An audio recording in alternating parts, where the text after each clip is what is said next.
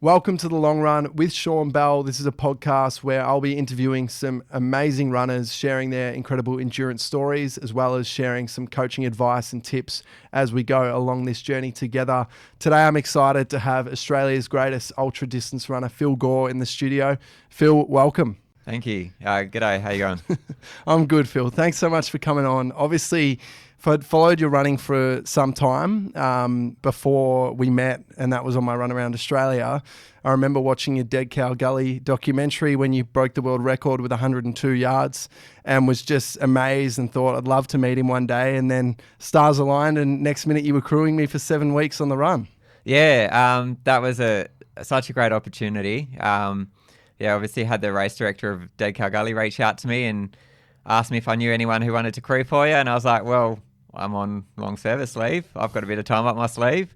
Let's go and do it. And yeah, initially it was just going to be for, I think, 2 or 3 weeks. And then you needed someone for a bit longer. And I'm like, I'll see if I can get a few more days off work. And yeah, managed to make it work. And it was such a great opportunity. Mate, honestly crazy how it worked out. Like I had a crew member leave in Broome, and I was so stressed because obviously my family, friends, most people are on the east coast of Australia, so Melbourne, Sydney, and I'm thinking, I don't really know anyone here. What's going to happen? And we were just asking anyone and everyone. And Chloe, my partner, had a relationship with Tim Walsh through Dead Cow Gully, and she connected with him and said, look, Tim, if you know anyone, can you put us in touch with anyone on the west coast who could support? He said, I'll reach out to Phil Gore. He will know a lot of people. Never could have I imagined that would mean that you would jump in. So all of a sudden, there I am running down the highway. I would have been, as I said, coming into Broome. So I was between, at the time, Catherine and Broome, or Kununurra and Broome. It's a long stretch, but running through there somewhere. And I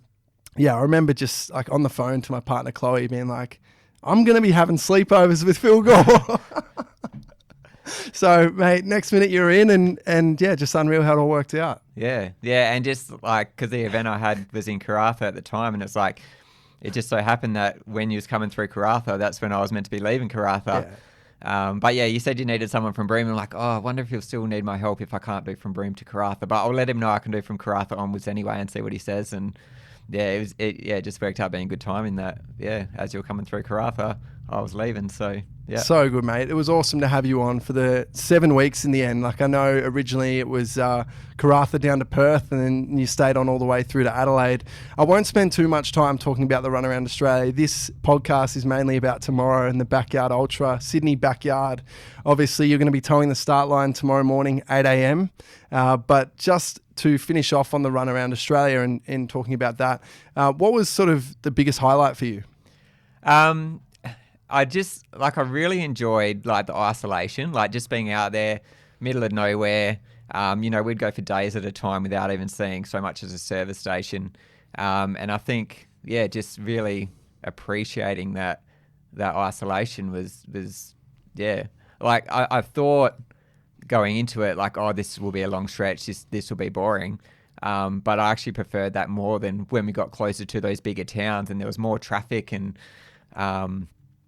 more people. It was just, I much preferred the open air in the outback, and just the little things like then, like we saw pretty much every sunset because we're waiting for you to finish, and just like, watching the sunset and then looking up and seeing the stars, because you don't see that when you're back in the city. There's too much light. You were waiting a while, Phil, but I was pretty buckled once I left Perth coming back east. Yeah, there was a few later nights there, just got later and later.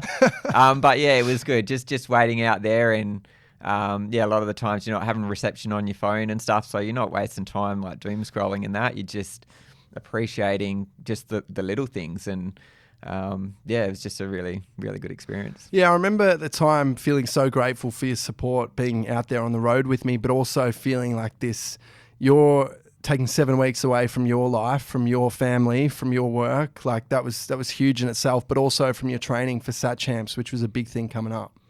Yeah. So I did get to do a bit of running. I thought I was going to be able to do a lot more. I mean, you were out there running 84 Ks a day, and I was thinking, I could run a lot with him, but there is actually a lot to do behind the scenes. But yeah, I mean, I got enough running done. I was still probably doing 100 Ks a week. And it just so happened that period I didn't need to be doing huge mileage anyway. I'd just done another backyard before I started crewing for you.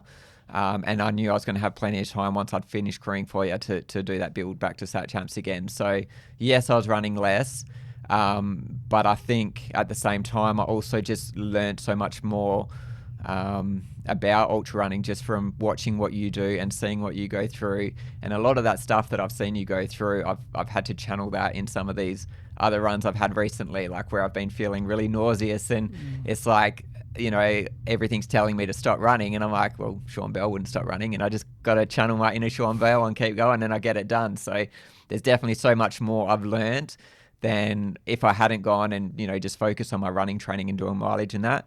I would have been in a worse spot. So well, mate, that's nice to hear. I remember when you first told me that when we were running together, or Shawnee shuffling together on the A1, and it was such an uncomfortable pace for you that I was running because I was so slow out there day after day after day. How did you find that? Like, obviously, you spoke about the learnings from a nausea point of view of just like being resilient and putting one foot in front of the other. Were there any other things that you picked up that have been helpful going forward?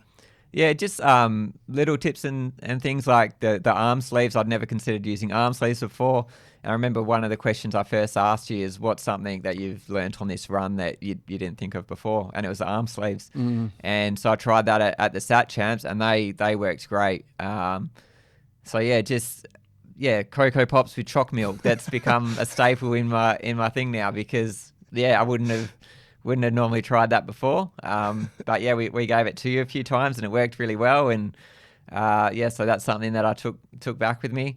All those kind of little things like that is just, those 1%ers that make a difference. Nice, mate. Well, I've learned so much from you over your journey. I think, the biggest one is just you can break down these absolutely massive goals like a backyard ultra by just being, one step at a time, but also on 1 yard at a time. So while I haven't yet run a backyard ultra, and I can't wait for the day that I can when I'm finally recovered after this run around Oz, but in many ways that run around Australia was like that. We were going 8K at a time, pit stop at a time. And so just learning from you out there on your approach with the backyard really transferred and really helped me out when I was out there. So thanks, mate. Yeah. It's a nice segue. Let's talk about tomorrow because that's a main part of this podcast, and I think everyone's excited to hear how you're going, how your training's been, and how you're feeling like energy-wise leading into tomorrow. Feeling really good. The last few days, my Garmin's been saying that I'm peaking, which I always take with a grain of salt anyway. It's kind of just a good reinforcement to kind of see that on there and know that I've been doing the right load in my training and all that. So. Other than that, feeling pretty good. I did have a stack on my bike the other day. So ironically, I was trying to run less to preserve my body. And so I thought I'd take the bike home from work one day. The chain locked up, went over the handlebars, scratched myself up. And my immediate thought was like, oh no, hope I haven't broken anything. It turned out it's just all mainly superficial damage. A bit battered and bruised, but we're still able to get out there and run the next day and had some x-rays and nothing was broken. So other than that, feeling good to go. Just another little test to colour some wine before you go into this one. That's it. Well, obviously the current world record, 110 yards. So for those who don't know a backyard ultra, obviously a lot of the listeners who are tuning in will be across the format, but I think rather than myself explain it, it's probably better coming from you. Do you want to share how a backyard ultra works and what we mean by 110 yards? So a yard is an hour. So every hour you run a 6.7k loop. If you don't finish that loop in the hour, then you're out. And the race, it goes on the hour every hour and just keeps going until there's only one person left. So if you don't make the 6.7Ks in an hour, or you might finish that hour, but then you choose not to go on the next one. Or you might just accidentally miss the start because you've slept in or something like that. Your crew's forgot to wake you. As long as you're there in the start line, you're still in the race and you just got to finish that lap and it just keeps going. When it gets down to 2 people, as soon as that second last person stops, the last person just has to do one more to be declared the winner. So, to get to 110, you need 2 people that can do that. In this case, it was 3 people, and they all chose to stop at the same time. So, 110 yards, 110 hours. I think it's just a little over 700 Ks. and just doing it 6.7 Ks at a time. So anything else you need to do, sleep, eat, go to the toilet, all of that stuff, you got to try and fit into the little break that you've got left over. So depending on whether you run it in 40 minutes or you run it in 55 minutes, whatever time you've got left of that hour is yours to do with what you want. So, mate, thanks for sharing that. I think that insight will really help people who are considering taking on their first backyard. Coming back to the current record of 110, you mentioned how the 3 Belgium guys obviously stopped together, refused to start that 111th lap. What's your thoughts on that? Obviously being the last person standing, did you agree with that, or what are your thoughts with that? I'm in two minds about it. I think for that event, because it was a team event, they'd all worked together to get to that point. As a team, they'd already claimed first spot. They'd already got the record, and I think it was kind of fitting for them to all finish together. But normally in a backyard, I think it is down to seeing who can last the longest. And if you're out there and you're both kind of done with it, and you have a discussion, let's just finish together. To me, it's kind of a bit of a cop out. If you start having those discussions or you bring up those discussions, and you're ready to stop, then you stop and you let the other person go. But if you're not ready to lose, then you just got to keep going until the other person stops. It's just, I think you should be going till it's the last one standing. But having said that, I do see where there's circumstances where it is kind of fitting to finish together. Like where it was the team event with the satellite champs, and it's countries working together makes sense. Obviously, on that with Ryan Crawford last time, you helped him to a big PB, to 95 yards for him. You went on and did 96 to be the winner in Australia. How are you feeling with tomorrow? Is Ryan in good shape? Have you spoken to him? What's that look like? Or is it more, no, we're out there and we're going head to head? Yeah, no, I haven't spoken to him, but I follow him on Instagram and stuff, so I know he's looking in good form. He had a great performance at the Sat Champs, and I'm expecting much the same again, if not obviously better. But when I go into these races, it's never about versing other people. It's I go there to do the best that I can do, and as long as I follow my procedure and my plan, then I'll get as far as I can go. And if as far as I can go equates to a win or a record or any of that, then that's just great. But I'm not going to go into it trying to win or trying to get a record, because then I'm just getting too caught up in the future rather than focusing on, the lap by lap process. Yeah, I love that. I think that lap by lap process must be a huge part of why you can go so far, just breaking it down. So is that your thoughts the whole time when you're doing a backyard ultra? Is it you don't like to know what lap you're on? Obviously, you're told when you're in the starting corral, but is it a case of, no, let's just focus on this 6.7K at a time? That's definitely the intention, and I go into it, try not to focus what lap I'm on or try not to focus what the other people are looking like around me. But when you're in the thick of it, and when you are and you've been running for 3 or 4 days, you do start looking around at the other people and thinking, how much longer have they got? Is it like another couple of hours they got? So that means I only need to run 3 more hours. And you do get those thoughts coming through to your head. But that's why I think having a crew is really important. They just got to kind of ground you and just make you focus on your own race. Because it can definitely get very easy to get caught up in what everyone else is doing when that doesn't help you in the long run. I remember when we were running together on the highway, on the run around Oz, and you mentioned to me, we were talking about the backyard format, and I asked you what are some of the common mistakes you think first timers make, and it was like they set a goal. So can you talk a little bit more about that? Yeah, a lot of people will set a goal, whether it's 100 Ks, 100 miles, 48 hours. And I think what that does is it just sets themselves a limit rather than a goal. So they'll get to 24 hours. They might have plenty in the tank to go more, but they'll be like, you know what? This is where I wanted to get to. I'm feeling tired. I think I'll go home now, kind of thing. And of course, you're going to be tired. So, you run for a day. Yeah. So if you don't set yourself a goal, I set what I like to call milestones. So you might have 24 hours as a milestone, but then you've got another milestone after that, which might be 36 hours or 48 hours or, your PB or a course record or an Australian record or something like that. You have all these little targets to aim towards, but it's never like an end goal. Even having a goal to win, to be the last one standing is a dangerous spot to be in, because you could get down to when there's, 3 or 4 more people left, and you might start thinking, I'm really struggling. I don't think I can win this. And then that's the reason for you to drop out, because you're just automatically thinking, I can't win. I'm not going to get my goal.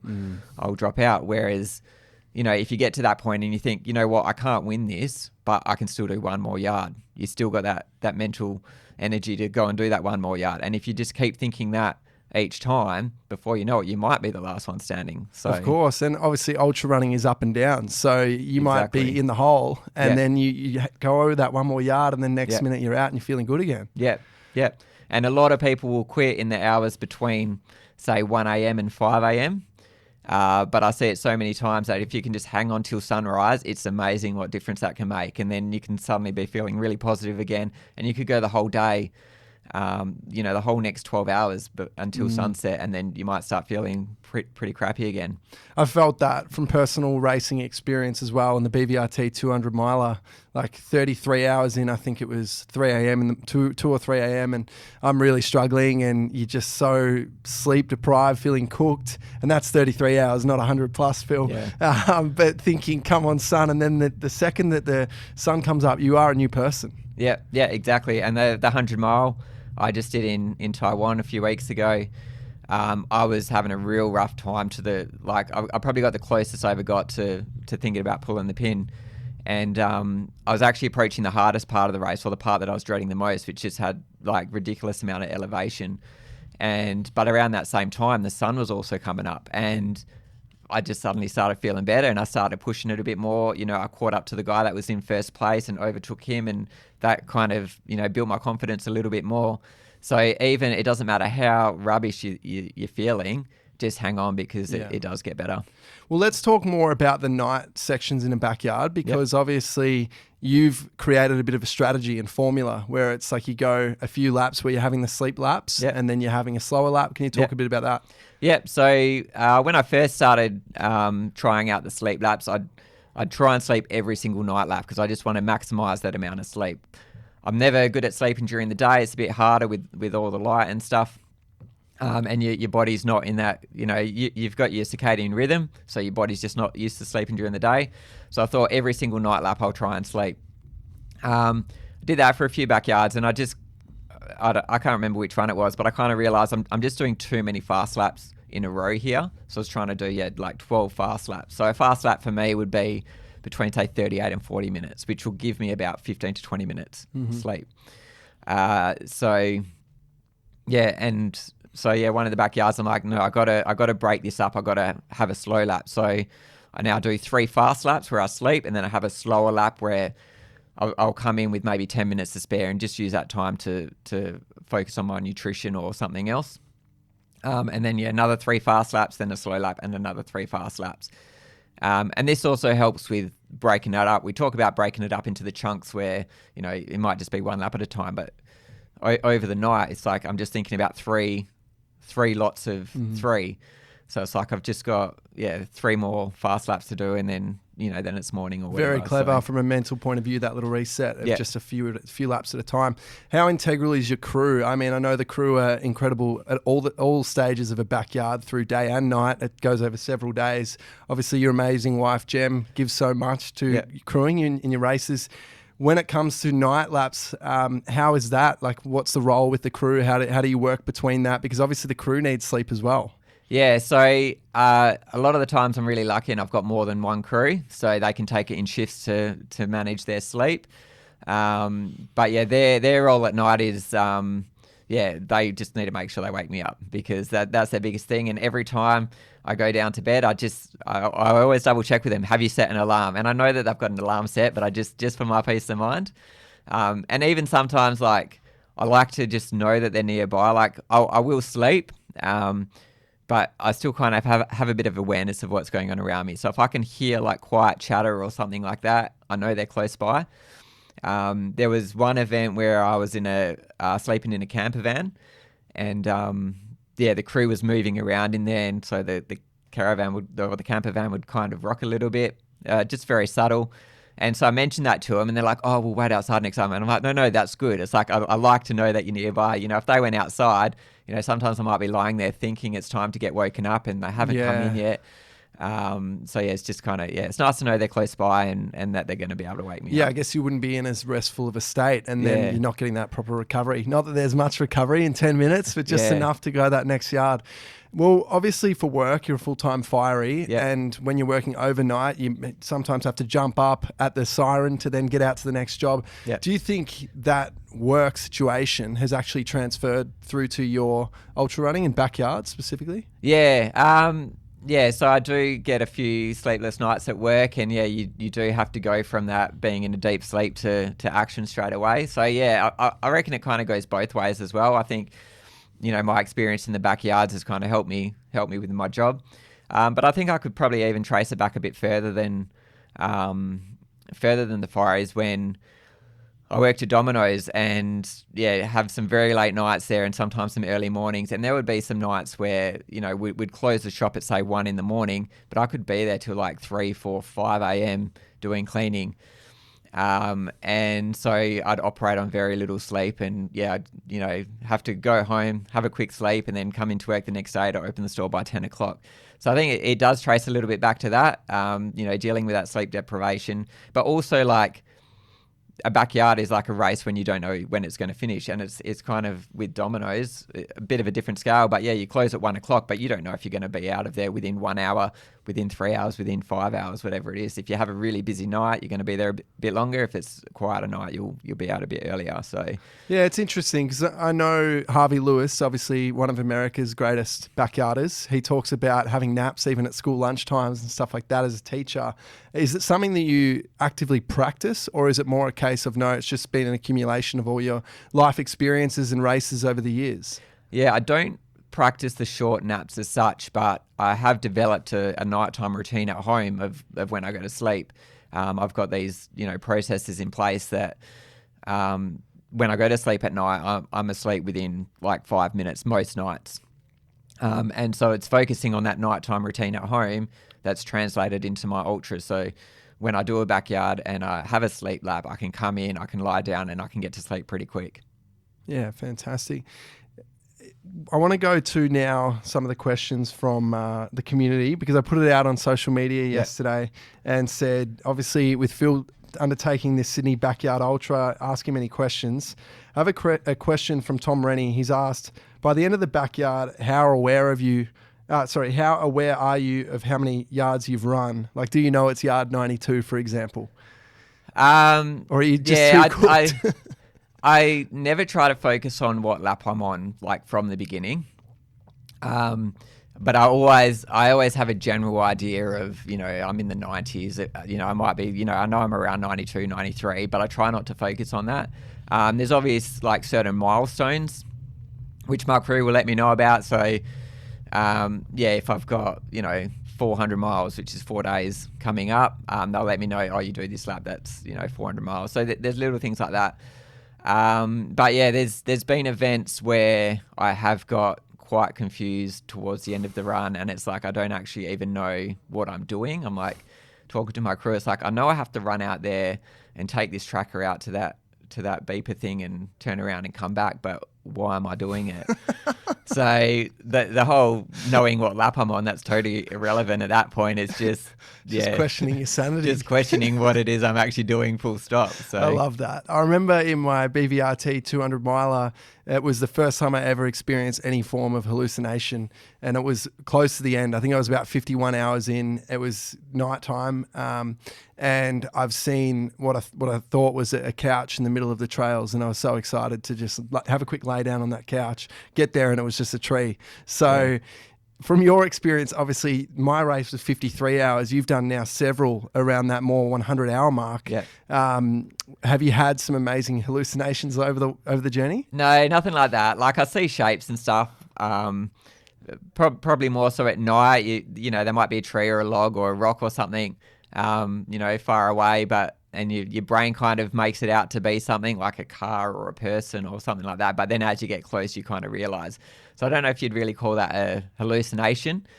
But your mind definitely does start to play a few tricks on you. But I think because in a backyard I can get that sleep, even though it's a little bit, it's still something that helps. It's a bit easier to keep up with nutrition. So yeah, if you kind of look after those things, I think you're less likely to kind of go into that mental state where you're completely confused and having those hallucinations. Yeah, for sure. Obviously, there's so many factors that go into what makes up a great backyard result. And, you know, I think one of the things that I've learned about you is you're just so meticulous with your planning, whether it's nutrition, sleep strategy, pacing strategy, all of that. I also think one of your advantages is you're quite a fast runner.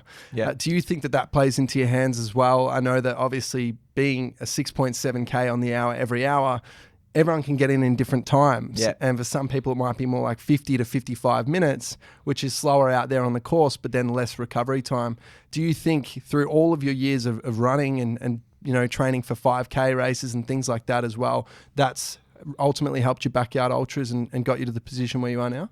Yeah, I think it does. A lot of people talk about how a backyard race is kind of like a leveler because it takes speed out of the equation, which it does to an extent, because it doesn't matter if you take 30 minutes to run 6.7 Ks or you take 55, you're still going to be there for the next lap. But I think as the race goes on, you know, if you're a 30-minute 6.7K runner and you're now running slower and you're running 10 minutes slower, you're still running 40 minutes. Whereas if you're a 55-minute runner, you're running 10 minutes slower, you're now timing out. Yeah. So I think that speed definitely does play a part. I mean, it does level it to an extent, and you do get some people who, you know, might not win a 100-mile or a 200-mile race, but they can go and run 300 or 400 miles in the backyard because they're just consistent, and they might be starting their first lap at 55 minutes, but they might also be maintaining that 55 minutes as you get deeper in. There's definitely a balance. Like, yes, I could do 6.7 in 30 minutes, but if I was to try and do all of my laps like that, I'd burn myself out. Definitely. So I make sure I have a balance between those faster laps that we talked about, like that 38 to 40 minutes if I'm sleeping. But then if I don't have much to do during the break, I'll spend more time walking on course and come in at 50, 55 minutes. And so you've developed this system over time, over the years of racing this backyard ultra format. How much, you just said there, sometimes you'll have a slower lap where you will dedicate that to walking or some walking. Yeah. Is run walking a part of a backyard in every lap you do, or is it only a case of in the slower laps? In every lap. Yeah. It just, the ratio of running to walking will change. So in a sleep, when I'm doing a sleep lap, probably 90% of that would be running, and 10% walking. So my running speed is generally always the same, and my walking speed is the same. But what changes is that ratio between running and walking. So when I'm saying I'm doing a 55-minute lap, I'm not running at 7 minutes 30 per K. I'm still running at like 5 minutes per K, but I'm just having more walk breaks in there to get that pace to creep up higher. Yeah, fantastic. It must work so well for you.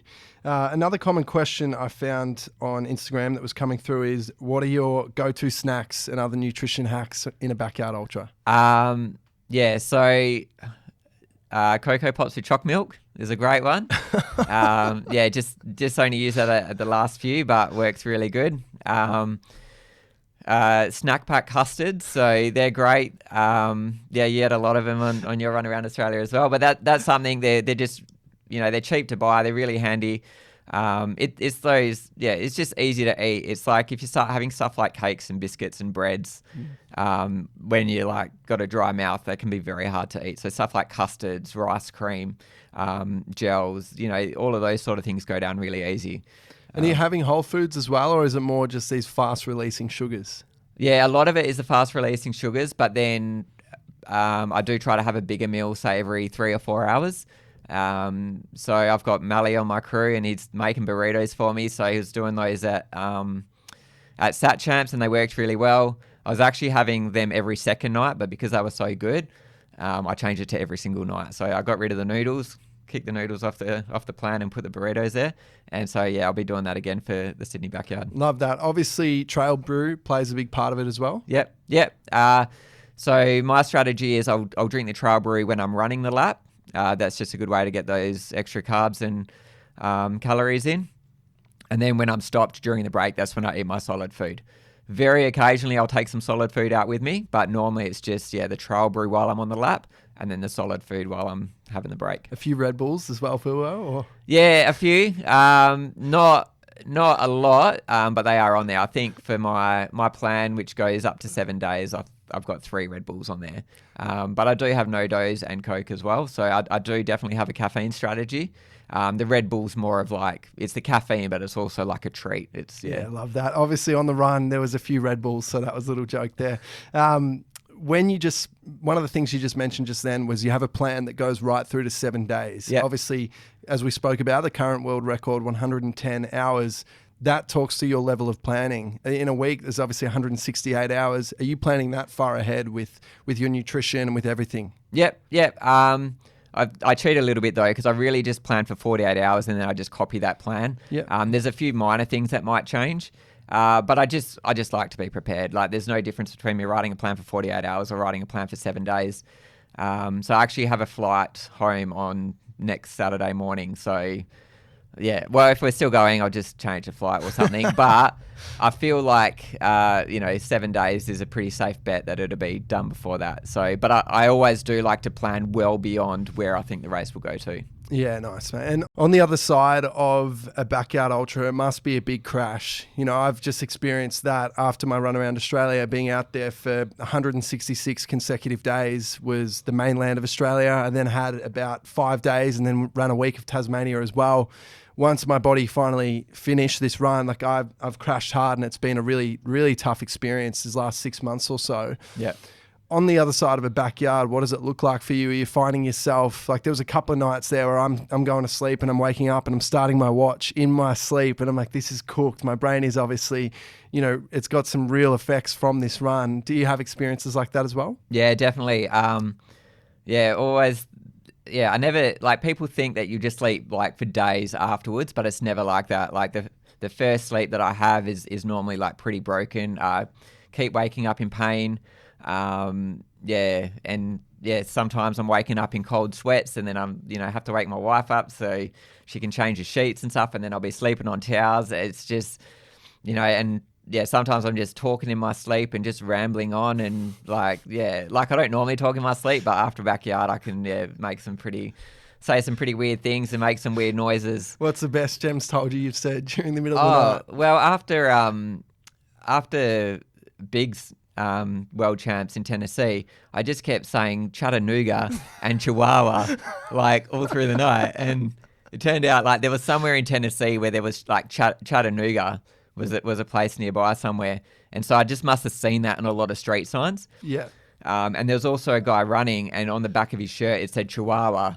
So I was just, I think my mind was just kind of processing these words that I'd seen, and Chattanooga and Chihuahua were 2 words that just kept coming up for some reason. I don't know. But yeah, it was a bit weird, but yeah. No, that's very cool. I mean, obviously though, you keep coming back to the format, so you must just have this overarching love for it that brings you back no matter what the mental and physical fatigue on the other side.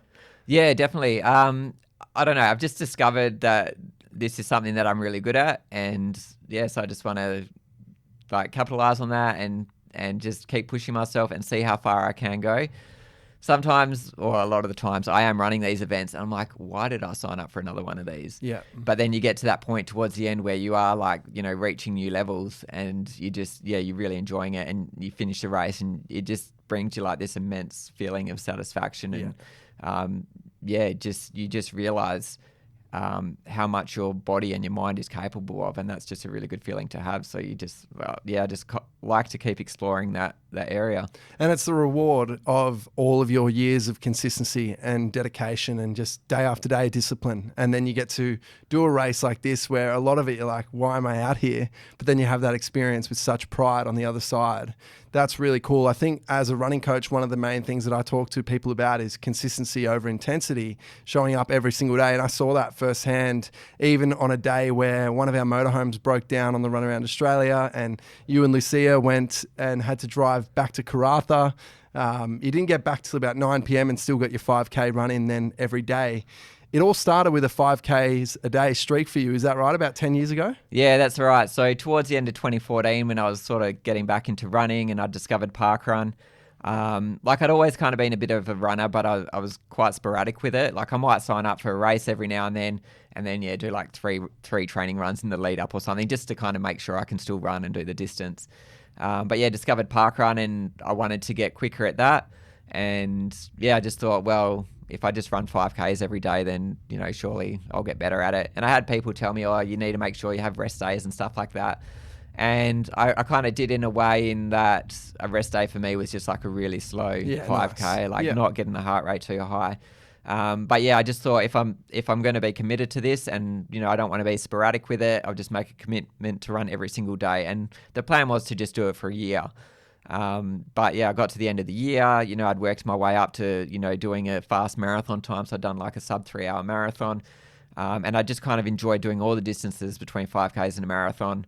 And yeah, got to the end of the year, and it's like, well, why stop now? Let's just keep this going. So I've been doing it pretty much ever since. I have had to stop it a few times. So the first time I stopped it, had to go away for army training, which was 5 weeks, and there was just absolutely zero opportunity to do it there. But day one that I got back, I was back running again. There's been a couple of times where I've done either a 24-hour run or a backyard ultra, where I've tried to run the next day, but I just have not been able to. The body's been too broken, so I've given it a little bit of a rest, and then but as soon as I've been able to run again, I've gone straight back into that minimum 5Ks a day. Unreal. Obviously, you mentioned there in that late 2014, that's where you came back into running. So was running, if we go back now to your childhood and upbringing, was running always a part of your life? Not till I got to high school. I kind of, in primary school, is like, you know, you do the athletics carnival and stuff, and you always wanted to be like good at the 100 meters, and everyone would try and, you know, be the best at that. And I was probably okay at it, but I wasn't in like the top level or anything. But it wasn't until I got into high school, and they announced that they were doing cross country training on Mondays, Wednesdays, and Fridays. Just had to get to school. I think it was an hour earlier or an hour and a half earlier. And so my dad started work quite early, so I just asked him, can you drop me at school on your way to work? And yeah, that was no problem. So yeah, just started going to that. And yeah, I was a terrible runner. I was always back of the pack, and but I was consistent. I went to every single training, or almost every single one.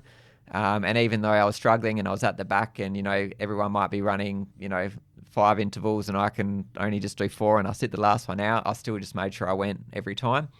And then, over my 5 years at high school, by the end of high school, I was one of the top runners. So that's huge. And that's the culmination of so many years. You know, I think so many people think that, I can set a goal and get there in 6 months or 12 months. And it obviously depends on what that goal is, but you have to give your goals time. And I think that's what I love so much about your journey is the years that you've put into it. I was 19 when I heard a quote that changed my life, and it's that most people overestimate what they can achieve in a year and underestimate what they can achieve in a decade.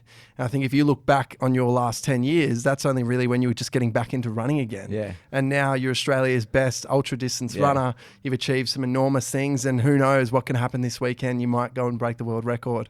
So it's exciting, mate. I'm pumped for you this weekend, and I know that your training has been real sharp leading into it. Obviously a few races as well, but one of the things I'm fascinated about with you is you obviously coach yourself, and is that just like something that you've learned what works for your body best over these years of running, and then you've just like got your head around the mileage that feels best for your body? Like, how have you worked out what's going to be the best training and preparation so that the Garmin says you're peaking coming into the race? Yeah. I have worked with a few coaches in the past, and each one I've worked with, I've learned different things. And so you can probably see some of their teachings kind of reflected in my own training. But yeah, it's a lot of it is working with those coaches, but also finding out what's worked best for me. And so for example, if like going into Sat Champs, obviously I had a really good result there. So I just went back and I looked at my training block leading into Sat Champs, and I just kind of copied that, but then tweaked it a little bit to fit around the other races that I had, and things like that. So it's kind of like the way every backyard you learn something for that event, but it's also about the training block leading into it. You learn what works and what doesn't work. So yeah, it's just a culmination of all of that sort of stuff. Well, what I think you do really well is a lot of people race too much, and like obviously the intensity when you're racing is so high that then the recovery needs to be a lot longer. Whereas I feel like you're very smart when it comes to, you usually have that 3-4 A races a year that you dedicate that time to. Is that something that you really focus on and prioritize? Is peaking at the right time coming into these events? Yeah, I think I probably like I don't race as much as some other people, but I still think that I probably race a little bit too much. But a lot of these races as well, I use as training runs, and they're strategically placed in my training block to suit the other races that I've got coming up. So this 100 miler I did 5 weeks ago. Yes, that's a big race to do 5 weeks out from a backyard. But normally 5 weeks out from a backyard, I'd be doing a 100K training run anyway. So yes, it's a little bit more than 100Ks. But yeah, also that was too good an opportunity to pass up. So I made it work into my training cycle. And yes, it was a really tough race and I really had to push myself. But yeah, I did learn a lot from that, which is just more stuff I can take into the backyard. So obviously after this backyard, you have the Dead Cow Gully Masters as well. Yeah. What's the turnaround? It's a pretty quick turnaround. Yeah, so it's about 8 weeks, and I did kind of and ah when I was invited to Sydney, whether that would be too close. Initially he said, we'll be done in 60 hours. I'm like, yeah, I can do a 60-hour run. And then like I've signed up and everything. And then next thing I know, Ryan Crawford, James Blanton, John Ash, they're all signing up. And it's like, oh, okay, maybe there's going to be another big one. But yeah, I mean, 8 weeks, or it might even be 9 weeks. I think I can turn it around in that time. But yeah, we'll see how we go. Definitely, mate. Well, I think you've shown that time and time again, but it's going to be exciting to see how you go at both these events. Another question from social media, Tim Moffat has asked, do you have any go-to mantras or things you repeat to yourself in your head to keep you focused? So on my Team Gore top, it says keep moving forward. So that's just something simple. And that's, what you got to bring it back down to is all you got to do is keep moving forward. As long as you're moving in the right direction, then you can do the best that you can do. But another one that's also lately I've been thinking is I'm a big fan of Marvel and I like Captain America. And when he says, I can do this all day, I can do this all day. Love so that. It doesn't matter how much I'm struggling or, how tough the race is, I can do this all day. So I'll just keep going. That's so cool. I love that one in particular because it's also just bringing it back to your joy and love for the sport. Like, you obviously, to be doing what you do and be out there for so many days on end, you clearly love it and you're giving it everything. Yeah. And that's awesome. Cami Love has asked, how do you think Backyard Ultras has changed your mental toughness? I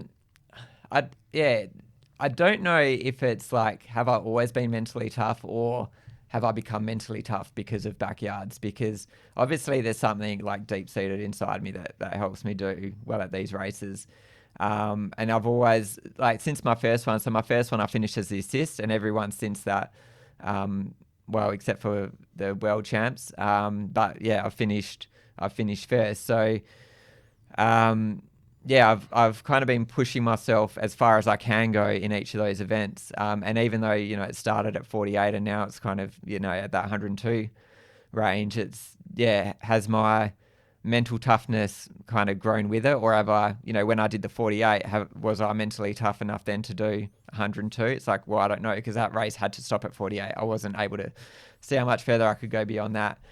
But yeah, I mean, I think you'd have to say that it's definitely increased it, but to how much? For sure. I don't How know. much do you draw upon your previous events when you're out there? So when you're hurting and you're thinking, like, this sucks, I don't know if I can take another step, but then you remind yourself, oh, actually, I'm only 70 yards in and I've gone way over this several times. Like, do you draw on your previous races? Yeah, a little bit. When I have rough periods, like, it might be early on as well. Like, it might be before even at 24 hours, and I'll tell my crew, like, I'm finding it a bit hard. Like, I shouldn't be finding it hard at this point. It's still early days. And they're like, oh, no, you felt like this at your last race, remember? So sometimes it's my crew that reminds me. But it's good to kind of get that perspective. And it's like, yeah, it's still only 24 hours, but 24 hours is still a long way. Like, it's still meant to be kind of hurting at that point. But yeah, like, and then, I've done events like at Bigs where I had, I had leg pain start at, the early 70s. By the mid 80s, I was pretty much thinking I was on my last lap, but I still got to 100. So that's definitely stuff that I can draw on and say, you know, when I do get to that point where I'm hurting, I know I've got still another 24 hours at least left in me. So that's huge. I think drawing on that past experience is massive. I know that's been a big part of my racing as well. Is like, I remember being on the run around Australia and running 84k a day, and I would remind myself if I was on all fours spewing at the 20k mark, and there was a lot of that, as you know, Philbo, that I'd been there before, and you know, I could just think about the previous days where I'd got over that hurdle, or in the 200 miler I kept saying, you know, I just want to go the distance, and that ended up being a great race for me. Went on to win that. But ultimately, I was like 100 miles in and out and back, and I was on all fours again, throwing up. So to go the distance, I think that so often people want to know what is the self-talk, what is the mantra, but the biggest thing we can do is reps, and the consistency always comes through for the mindset as well. Yeah, and I remember you, when you had those rough days, I remember you saying, like, oh, it's not as bad as day two. It's not as bad as day two. And it's like, that was just something that you drew on. It's like, you've had that really tough day and you got through it, and you still, you know, you're now up to day 100 and whatever it was, and you're struggling again, but you're always just like, not as bad as day two. Yeah, for sure. One of the things that you spoke about earlier was the milestones. Yep. So it might be, you know, 100K, then 100 miles, and then 48 hours. Like, you have these different moments, obviously, throughout a backyard. Yeah. Is that something that you try and consciously celebrate when you're out there with your crew? Like, you know, even if it's just a little fist pump, we're here at 200 miles. Like, is that something that you focus on? Yeah, and I think, like, a lot of the events that I do, like the ultra series ones in particular, the whole like event team and, you know, competitors are good with celebrating those moments. So when you get to 24 hours, there's a, you know, big song and dance about it. But yeah, I think my milestones now, I don't really start them until I get to my PB. Like, it's good to know, oh yeah, I've done 24 hours or 48 hours. But I'm really not trying to focus on what lap I'm on or what milestones I'm at until I'm at that PB. But definitely over the course of, you know, building myself up to that point, I've had those smaller milestones where it might have been a course record or an Australian record or things like that.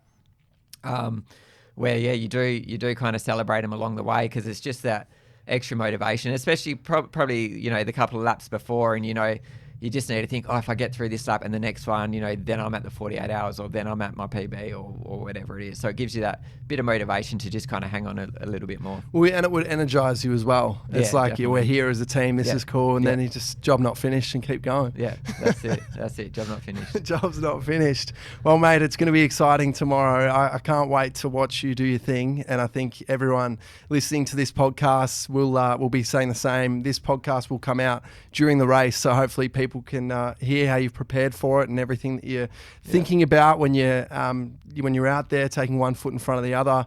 It's been a pleasure to have you on. If people want to follow your journey, where can they go? Instagram's the best place, so just phil.gore.ultrarunner. So yeah, we'll be doing updates throughout the event on that, and then pretty much, any race I do, there'll be updates. Awesome, mate. So. Well, I'm sure there'll be another time we'll get back together and have a podcast, but I don't want to take too much more of your time. You're obviously about to go into several days of running. So from me and from everyone listening, all the best this weekend. It's going to be epic, and giddy up. Thank you, and thanks for having me. Thanks, Phil. We hope that you loved this episode, and if you did, please leave a review and share it with others. Massive thanks to Work Inc. in North Sydney for lending me this podcast space.